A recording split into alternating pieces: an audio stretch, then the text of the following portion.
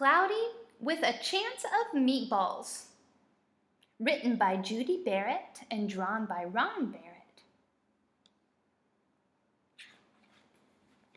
Cloudy with a Chance of Meatballs. We were all sitting around the big kitchen table. It was Saturday morning, pancake morning. Mom was squeezing oranges for juice. Henry and I were betting on how many pancakes we could eat, and Grandpa was doing the flipping.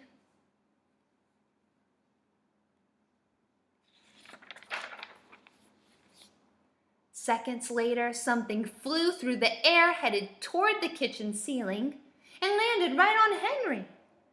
After we realized that the flying object was only a pancake, we all laughed, even Grandpa. Breakfast continued quite uneventfully. All the other pancakes landed in the pan, and all of them were eaten, even the one that landed on Henry.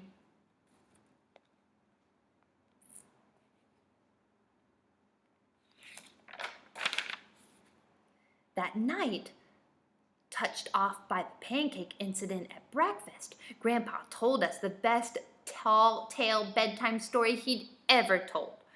Across an ocean, over lots of huge bumpy mountains, across 3 hot deserts and 1 smaller ocean, there lay the tiny town of Chew and Swallow.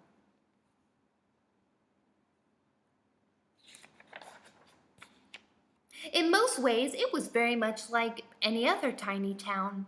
It had a main street lined with stores, houses with trees and gardens around them, a schoolhouse, about 300 people, and some assorted cats and dogs.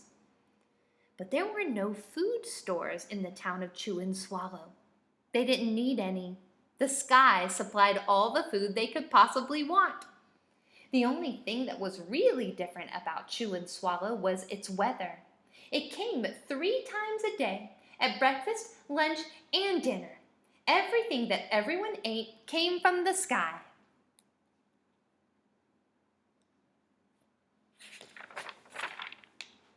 Whatever the weather served, that was what they ate. But it never rained rain, it never snowed snow, and it never blew just wind.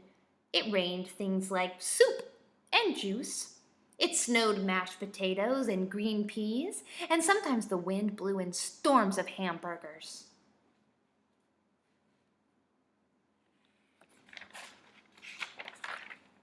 The people could watch the weather report on television in the morning, and they would even hear a prediction for the next day's food. When the townspeople went outside, they carried their plates, cups, glasses, forks, spoons, knives, and napkins with them. That way they would always be prepared for any kind of weather. If there were leftovers, and there usually were, the people took them home and put them in their refrigerators in case they got hungry between meals.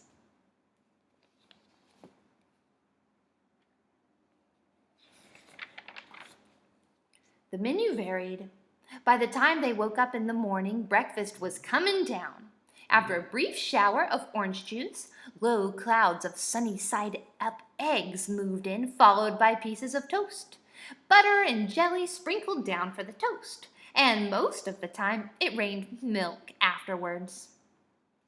For lunch one day, frankfurters, already in their rolls, blew in from the northwest at about 5 miles an hour.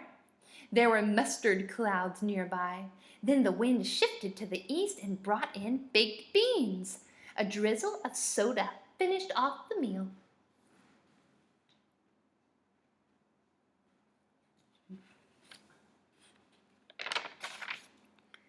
Dinner one night consisted of lamb chops, becoming heavy at times with occasional ketchup. Periods of peas and baked potatoes were followed by gradual clearing, with a wonderful jello setting in the west. The sanitation department of Chew and Swallow had a rather unusual job for a sanitation department. It had to remove the food that fell on the houses and sidewalks and lawns. The workers cleaned things up after every meal and fed all the dogs and cats. Then they emptied some of it into the surrounding oceans for the fish and turtles and whales to eat.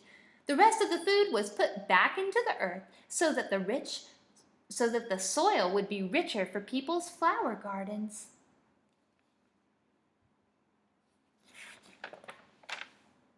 Life for the townspeople was delicious until the weather took a turn for the worst. One day, there was nothing but gorgonzola cheese all day long. The next day, there was only broccoli overcooked. And the next day, there were Brussels sprouts and peanut butter with mayonnaise. Another day, there was a pea soup fog. No one could see where they were going, and they could barely find the rest of the meal that got stuck in the fog.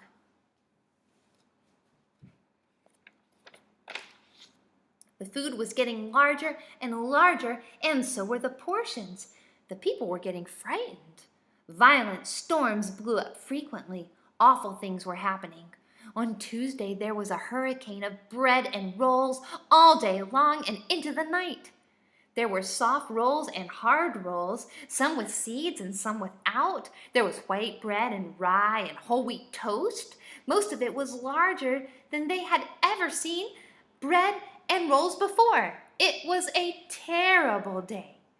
Everyone had to stay indoors. Roofs were damaged, and the sanitation department was beside itself. The mess took the workers 4 days to clean up, and the sea was full of floating rolls. To help out, the people piled up as much bread as they could in their backyards. The birds picked at it a bit, but it just stayed there and got staler and staler. There was a storm of pancakes one morning and a downpour of maple syrup that nearly flooded the town. A huge pancake covered the school. No one could get it off because of its weight, so they had to close the school.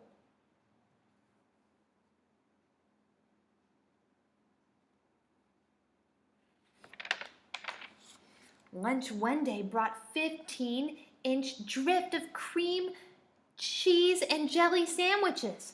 Everyone ate themselves sick, and the day ended with a stomachache. There was an awful salt and pepper wind, accompanied by an even worse tomato tornado. People were sneezing themselves silly and running to avoid the tomatoes. The town was a mess. There were seeds and pulp everywhere.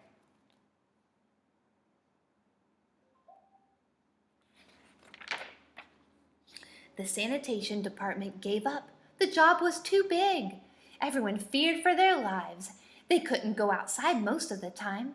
Many houses had been badly damaged by giant meatballs. Stores were boarded up, and there was no more school for the children.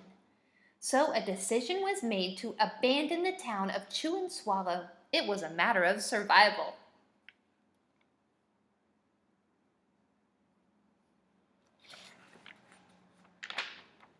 The people glued together the giant pieces of stale bread, sandwich style with peanut butter, and took the absolute necessities with them and set sail on their rafts for a new land.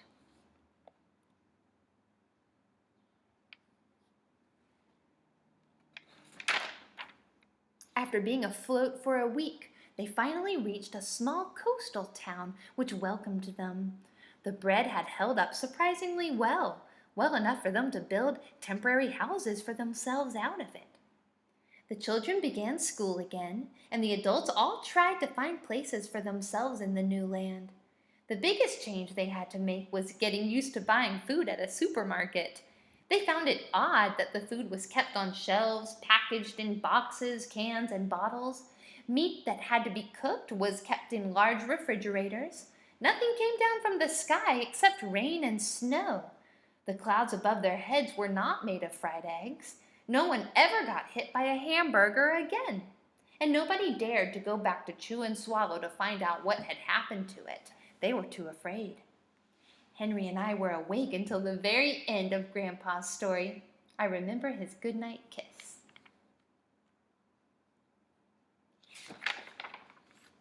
The next morning, we woke up to see snow falling outside our window. We ran downstairs for breakfast and ate it a little faster than usual so we could go sledding with Grandpa. It's funny because It's funny, but even as we were sliding down the hill, we thought we saw a giant pat of butter at the top, and we could almost smell mashed potatoes. The end.